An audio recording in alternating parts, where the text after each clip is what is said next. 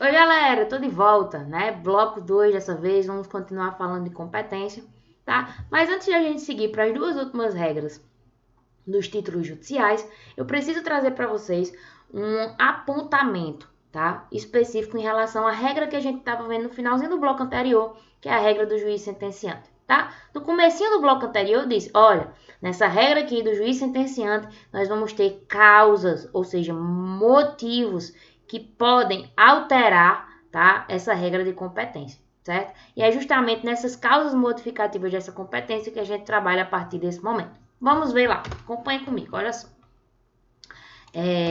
Primeira situação, né? Deixa eu diminuir aqui, pronto, olha só. Primeira situação que a gente tem, abrir meu marca-texto. Primeira situação que a gente tem é a causa modificativa de competência legal, certo?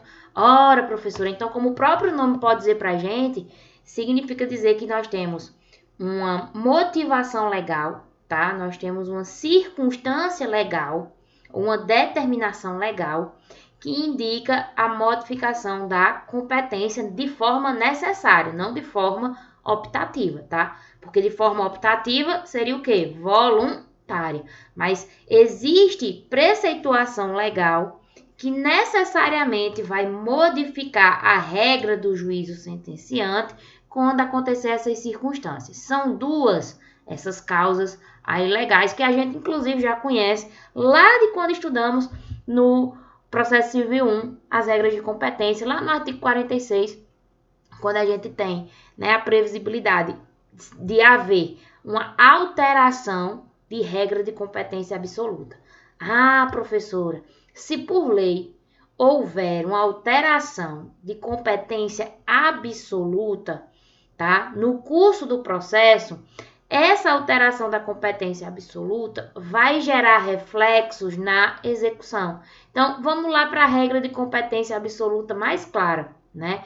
Ações reais que discutem bens imóveis, ações reais sobre bens imóveis, né? Competência absoluta, proposição da ação perante o juízo da situação do bem imóvel, tá? Então, imagina lá uma ação de reintegração de posse acumulada com indenização, que começou, né, lá no local da situação do bem imóvel.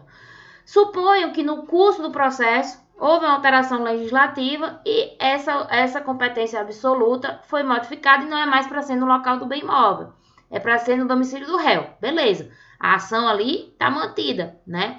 Mas o reflexo, né, futuro, quando sair as decisões que transitarem em julgado, que houver a formação de obrigação para fazer o pagamento de indenização, né? Aonde é que eu vou propor o meu cumprimento de sentença, professora? Ora, acompanhando a nova regra de competência absoluta. Ou seja, houve uma causa legal que alterou, né, a regra de que eu deveria propor o meu cumprimento de sentença perante o juiz sentenciante. Ok? Segunda situação, né, que envolve uma causa modificativa de competência de natureza legal, é a questão da extinção das unidades jurisdicionais, tá? Como assim, professora? Simplesmente o órgão jurisdicional deixou de existir, ele foi extinto. É possível? Sim, por meio de lei, tá? Então, imagina que em Pau dos Ferros nós temos 3 varas, primeira, segunda, terceira vara, né? Conforme previsto na Lei de Organização Judiciária do nosso Estado. E aí, suponha que essa mesma lei seja alterada e aí promova uma alteração nessa composição aí das varas da comarca de Pau dos Ferros, certo? Nesse caso, ele extinguiu a terceira vara, por exemplo, permaneceu só a primeira e a segunda. E aí, professor, os processos que estavam tramitando na terceira vara vão para onde? Eles vão ser redesignados, na verdade, redistribuídos para as outras varas restantes. E aí, quando houver caso de cumprimento de sentença, né, eu não vou mais propor perante o juiz sentenciante, se foi esse o caso. Eu vou propor agora perante o juízo que recebeu por redistribuição aquele processo. Beleza? Matamos as duas causas aí, as duas circunstâncias legais de causa modificativa de competência. Beleza? Segundo ponto para a gente analisar agora é a causa modificativa de competência de natureza voluntária. Certo? Nessa causa aqui, a gente tem que identificar, o seguinte sentido. Se é voluntária, é por vontade própria de alguém. Vontade de quem, professora? Tá? De fazer uma modificação nessa regra de competência. Porque na legal foi uma vontade de quem? Da lei. Foi uma determinação, na verdade, da lei, né? A lei fez com que a alteração acontecesse. Na voluntariedade, a gente vai ter a vontade, ó, do exequente, certo? Por que, professora, a vontade do exequente? Porque é ele que propõe o cumprimento de sentença. Ele é o credor, ok? Então, por vontade dele, existem algumas circunstâncias que a gente vai subdividir em geral, tá? Gerais, na verdade, e especial, tá? Então, nós vamos ter circunstâncias gerais que geram, né, essa vontade de optar que o exequente tem por outro local, assim como a especial também, certo? As gerais estão previstas no parágrafo único do 516. A especial está prevista lá no parágrafo 9º do 528, ok? Vamos analisar aqui esses dispositivos legais. Acompanha comigo, olha só. Professora, no parágrafo único do 516 diz o seguinte, ó. Nas hipóteses dos incisos 2 e 3, o que é a hipótese do inciso 2 e 3? Ora, no inciso 2 eu tenho a regra do juiz sentenciante. No inciso 3, a gente vai ver já, a gente vai ter a regra da distribuição, tá? E é isso que eu estou falando aqui, vale tanto para quando se aplicar a regra do juiz sentenciante, como também a da distribuição. Então, olha só. Diante dessas hipóteses, dessas regras aqui, elas poderão ser modificadas quando o exequente optar. Então, ó, o exequente poderá optar, né? Ou por propor o seu cumprimento de sentença lá perante o juízo sentenciante, ou se ele quiser, ele não propõe perante o juiz sentenciante e propõe, ó, no atual domicílio do executado. É possível, professora? É. Veja que essas regras aqui gerais que modificam a competência, elas servem para facilitar, de certo modo, a execução, tá? Porque uma vez propondo esse cumprimento de sentença perante o domicílio do executado, é mais fácil de encontrá-lo e de fazê-lo com que ele responda, né, a esse procedimento, tá? Então, por isso que o legislador optou em trazer essas causas modificativas de competência de natureza voluntária. E a voluntariedade é identificada aqui por esse verbinho, optar, beleza?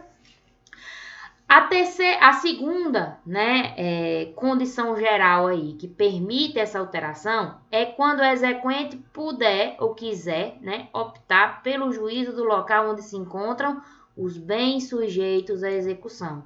Tá? Aquilo que eu vou levar à penhora, por exemplo, os bens imóveis que eu vou levar à penhora, eu posso propor minha execução, ao invés de ser no juiz sentenciante, perante esse local onde se encontram esses bens sujeitos à execução?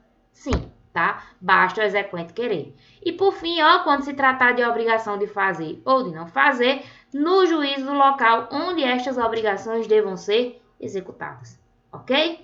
E aí, olha que interessante. Professora, mas o processo está todinho lá no juízo sentenciante, tá? E aí, de repente, eu propus um cumprimento de sentença desse processo, né, da decisão atinente a esse processo, propus em outro local. E aí, como é que esse novo juiz ele vai dar de conta de entender tudo isso de um processo que não está lá? Simples. Os autos que estão lá perante o juiz sentenciante, eles serão remetidos, né, para o novo juiz onde foi proposto o cumprimento de sentença. E aí, uma vez que isso foi realizado, né, solicita-se na origem a remessa desses autos. É o que diz o finalzinho do parágrafo único, ó.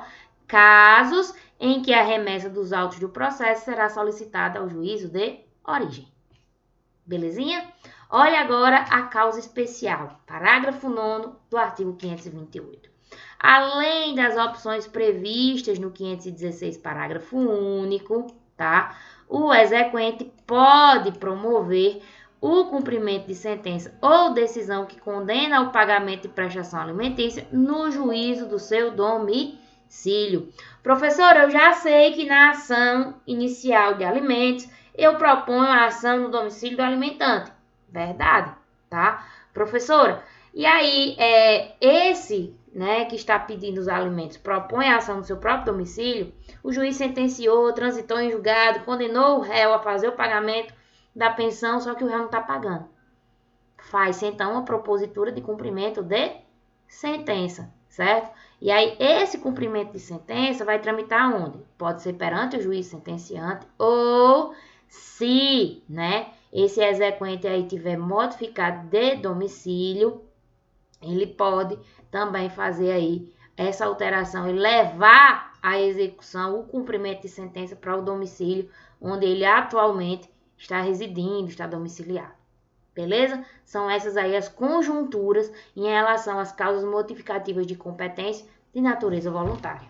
E por fim aqui, ó, a gente tem a jurisprudencial. Então, é uma motivação consolidada na nossa jurisprudência que permite, né, que se abra a mão do juiz sentenciante para aplicar outra regra, né, ou propor, na verdade, o cumprimento em outro local. No caso aqui da jurisprudência consolidada, está relacionado com a questão dos hipossuficientes. Então, pessoas idosas, né? E vejam, hipossuficiência não se enquadra apenas na questão econômica, tá? Mas em questões sociais, em questões técnicas, em questões financeiras também, tá? Então, a gente vai enquadrar aí esses hipossuficientes: idoso, menor incapaz, pessoas com doenças graves, certo? Então, jurisprudencialmente, entende-se que é possível essa modificação de competência para beneficiar, né, a tramitação desse cumprimento de sentença em prol dessas pessoas, facilitando assim, né, de certa forma,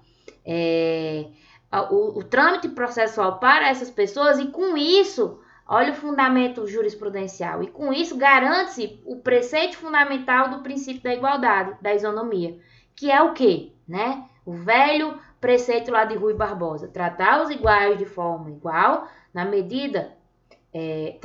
tratar os iguais de forma igual, né? E os desiguais de forma desigual na medida de suas desigualdades, tá? É a famosa igualdade material aí sendo consubstanciada no âmbito da nossa jurisprudência nacional. Beleza? Então, em relação a isso, galera, era o que nós tínhamos por hora, tá? Nosso segundo bloco. Daqui a pouco eu volto no terceiro bloco para a gente ver as outras duas regras de competência baseada em títulos judiciais. Beijo!